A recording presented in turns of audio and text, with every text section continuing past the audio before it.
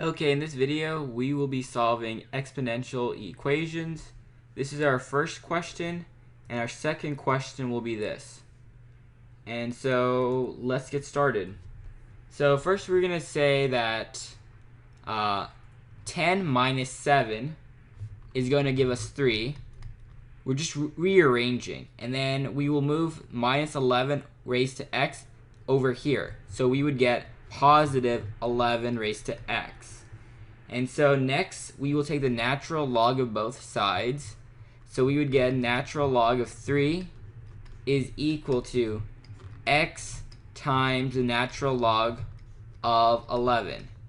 Essentially, what we're doing here for this part right here is saying the natural log of 11 raised to x, and this is equivalent to this. And that's why we can do it. And so we just want to solve for x. And so we can say that x is equal to the natural log of 3 divided by the natural log of 11. And so we simply need to box in our answer. And that's all we need to do for this problem. And our next question is this. And so what we're going to do here is we notice that we have e raised to 3x. We also have e raised to 3x. So we will factor out a e raised to 3x.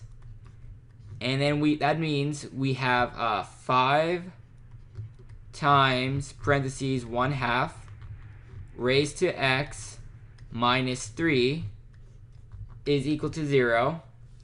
And so if this term right here is equal to 0, and if this term is a number, that will still be 0. Or if this term here is 0, and then this term is a number, we still get 0. And so we just need to set it to equal 0. So e raised to 3x is equal to 0, and 5 times 1/2 raised to x minus 3 is equal to 0. Now let me scroll down a little bit. One thing that we will notice is we can never get 0 because e raised to 0 will give us 1. And so there's no value of x that will cause e raised to a number to equal 0. And so we can say never happens. And so now we focus on this. And so we would get 5 times 1/2 raised to x is equal to 3. We can divide by 5. And so we would get 1/2 raised to x is equal to 3/5. And now if we do the natural log trick, if we say ln parentheses 1/2 x is equal to ln the natural log of 3/5, we can do this because we're taking the natural log of both sides, so it's allowed. And so this right here is equivalent to x times the natural log of 1/2, which is equal to this, so the natural log of 3/5.